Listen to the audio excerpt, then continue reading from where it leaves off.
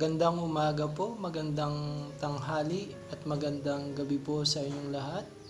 Kung nasaan man po kayo sa ating pong bansa, sa bansang Pilipinas, kayo po ay aking binabati ng maligayang araw. Kung kayo po ay nasa ibang bansa, ganun rin po, maligayang araw po sa inyo pong lahat. At muli po tayo po ay magsama-sama upang mag-aral po muli ng salita ng Panginoon sa ating pong tinatawag na daily devotion. At ang number po ng ating daily devotion po ay number 18. Ayan, kahapon po number 17 na ang pamagat po ay love for others. Or for correction po, we are to overcome as Christ overcame.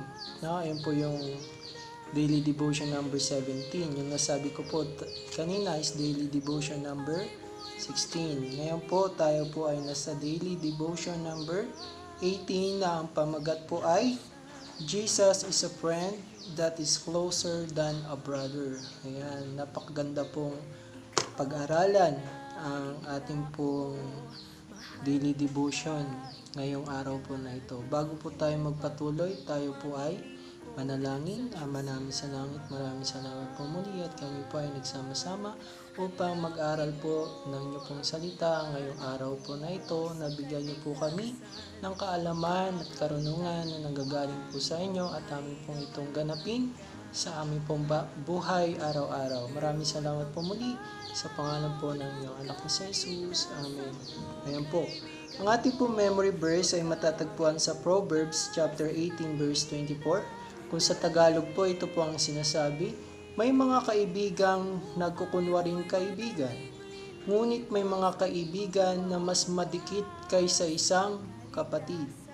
Ayan, ang ating pong title ngayon ay Jesus is a friend that is closer than a brother. Ayan.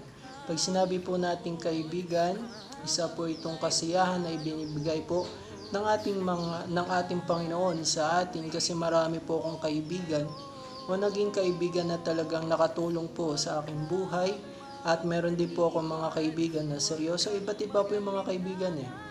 Meron dyan seryoso, meron dyan palaaway at meron po dyan joker. Pero ang hindi po mawawala sa mga grupo o sa mga magkakaibigan, ito po yung joker, no? At sila po ay nakakatulong kapag tayo po ay nalulungkot. Pero ang kaibigan na ating po pag-uusapan ngayon ay ito yung kaibigan na the best.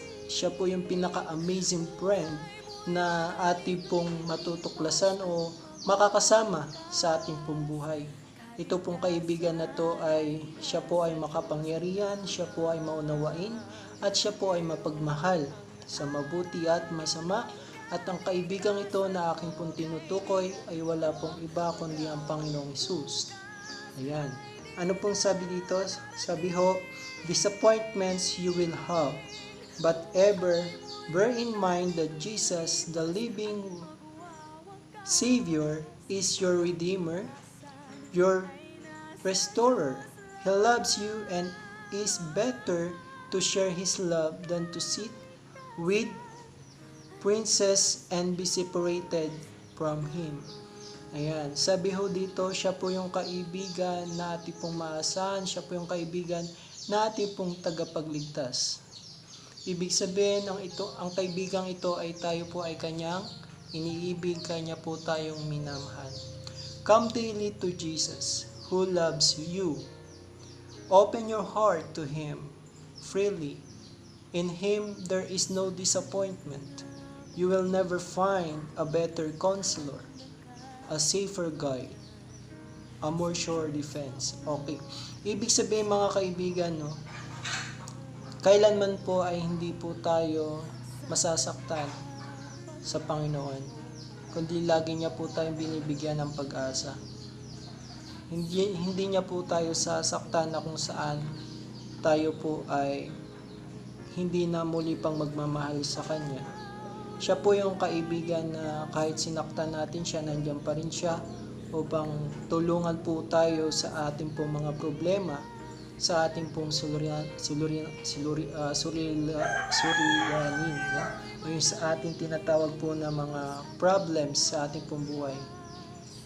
Ibig sabihin mga kaibigan, mga kapatid, ang plano po ng Panginoong Hesus ay mapasama niya tayo sa banal na langit. Pero marami po mga tao na hindi po naniniwala sa Kanya. Kahit nung siya po ay nasa bansang Israel, marami po mga tao na hindi po naniniwala na siya ang anak ng Diyos. No? Pero ano pa rin po ginawa ng Panginoong Hesus? Siya po ay patuloy na umiibig sa mga taong masasama. Ano po? Sabi ho dito, through all your trials, you have had a never-failing friend who has said, I am with you always, even unto the end of the world. And tayo po ay kasama ng Diyos o siya po ay sasama sa atin kahit po sa wakas ng mundo ito. Na kung saan, kung lalapit po tayo sa Kanya ay hindi niya po tayo bibiguin. Pero meron po tayong mga kaibigan na tayo po ay nabigo na o binigo na po nila tayo. No? Dahil sila po ay minsan mabait at minsan po ay hindi. At minsan nagiging kaaway pa natin sila. Pero ang Panginoong Hesus ay napaka-humble. Laging naghihintay na mahalin mo siya, na mahalin natin siya. Ano pong sabi dyan? We dare not let His name, sabi ho rito, His love and memory die out of our hearts. Well, says the cold, formal professor, this is making Christ too much like a human being. But the Word of God warrants us to have these very ideas. It is the want of these practical, definite views of Christ. Sabi po dito, this is the reason that many are fearing and doubting and mourning. Their ideas of Christ and the plan of salvation.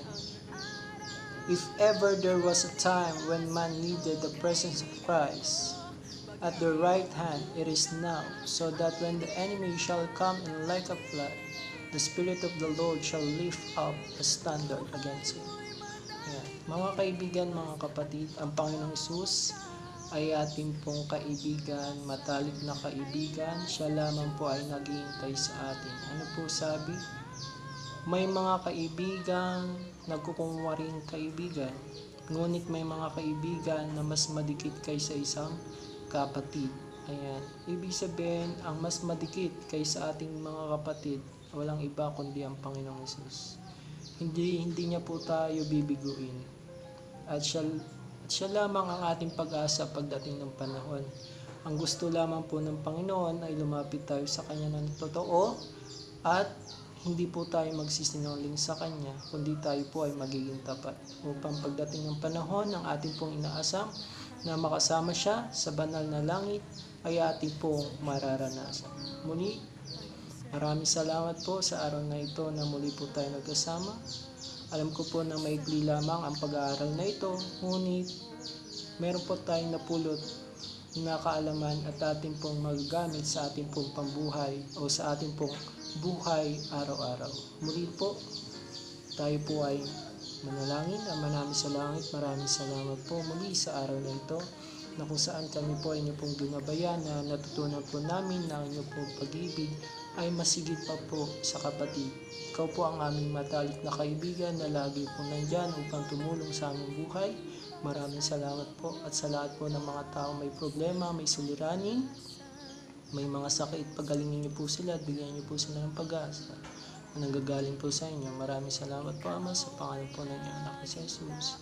Amen. Muli po, maraming salamat po mga kaibigan, mga kapatid sa araw na ito na ating pong pinagsaluhan ang salita ng Panginoon na siya po ang ating pong tunay na kaibigan. Maraming salamat po at bye-bye po.